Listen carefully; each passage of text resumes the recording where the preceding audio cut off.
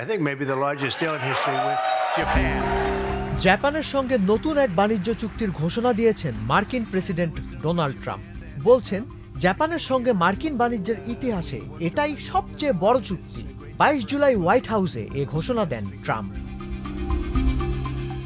সামাজিক মাধ্যমে এক পোস্টে ট্রাম্প জানান, এ চুক্তির আওতায় যুক্তরাষ্ট্রে 550 বিলিয়ন বা 55,000 কোটি ডলার বিনিয়োগ করবে জাপান, যার 90% লাভই পাবে যুক্তরাষ্ট্র।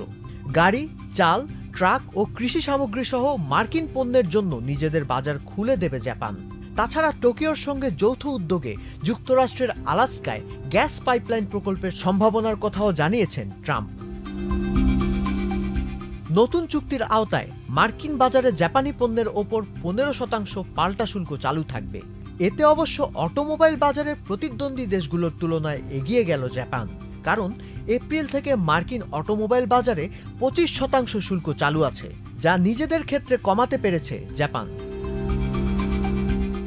জাপানের পক্ষ থেকে শুল্ক আলোচনার দায়িত্বপ্রাপ্ত রিওসেই আকাজাওয়া বলেন, জাপান বিশ্বের একমাত্র দেশ যা অটোমোবাইল ও যন্ত্রাংশের ওপর শুল্ক কমাতে পেরেছে। জানান, জাপানের 550 বিলিয়ন ডলারের বিনিয়োগ মার্কিন বাজারে ঢুকবে ইকুইটি ও ঋণ হিসেবে। যুক্তরাষ্ট্রে জাপানি বিনিয়োগের প্রধান কিছু ক্ষেত্র যেমন ওষুধ ও সেমিকন্ডাক্টর শিল্পে যাবে এ অর্থ। তবে যুক্তরাষ্ট্র থেকে আমদানি বাড়াতে গিয়ে জাপানের কৃষিকে ক্ষতিগ্রস্ত করা হবে না বলে জানান আকাজাওয়া। অন্যদিকে জুনে ট্রাম্প অভিযোগ করেছিলেন যে যুক্তরাষ্ট্রের কাছ থেকে যথেষ্ট চাল ও গাড়ি কিনছে না জাপান। এবার তাই যুক্তরাষ্ট্রের কাছ থেকে আরও বেশি চাল কিনতে জাপানকে চাপ দিতে পারেন ট্রাম্প।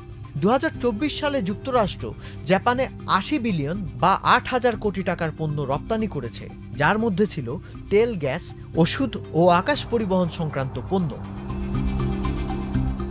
নতুন চুক্তি প্রসঙ্গে জাপান দূতাবাসের সঙ্গে যোগাযোগ করে আপাতত কিছু জানতে পারেনি সংবাদ মাধ্যম বিবিসি।